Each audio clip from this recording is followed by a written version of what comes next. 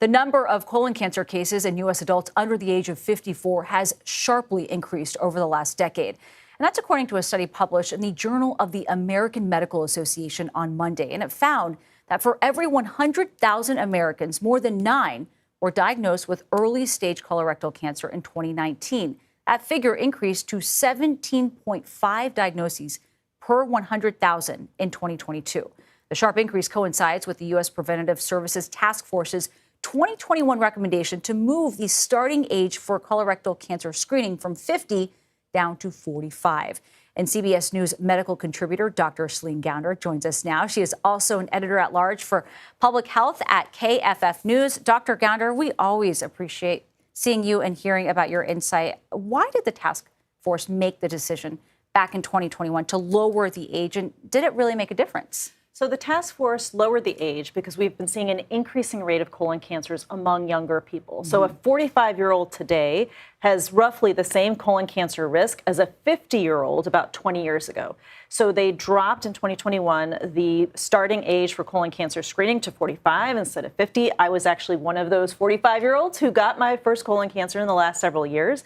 But as a result of this, we are seeing earlier screening, earlier diagnosis. So some of these numbers some of this represents just an earlier diagnosis than would have been made in the past. So being a little bit more proactive in all of this. Why are we seeing more diagnoses with younger people to begin with? What was behind even moving that age?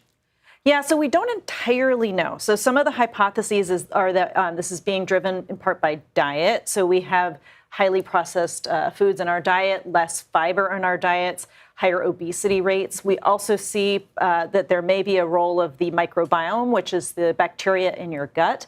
Everything from antibiotics to your diet and obesity can change those bacteria, and that can have an impact on inflammation, other drivers of colon cancer.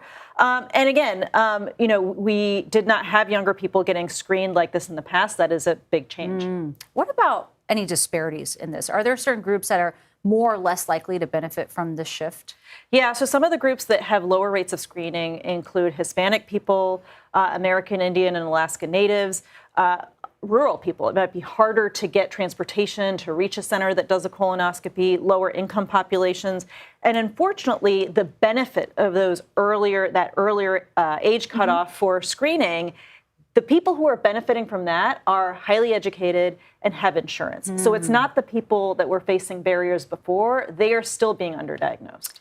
There's also been a lot of concern about HHS Secretary Robert F. Kennedy Jr.'s reported plans to replace all 16 members of the task force. What would that mean for colon cancer screenings? Well, the last thing we want is for this kind of medical scientific decision-making to be politicized. And he already did this with the ACIP, which is the External Advisory Panel to the CDC on vaccines. Now we're seeing this with the U.S. Preventive Services Task Force. Their recommendations are the trigger for insurance companies to cover preventive measures like colonoscopies with no copay under the Affordable Care Act, also known as Obamacare. Sure. And so if we start to see politicization, if we start to see perhaps insurance companies not covering that, that could mean all of a sudden patients have to pay copays for this very essential screening. And you have groups like the American Cancer Society, the American College of Gastroenterology, that have been very vocal in saying the task force has to remain independent. Yeah, but a reminder, though, to stay on top of all of this, especially if you are in that age group. Dr. Celine Gounder, thank you very much.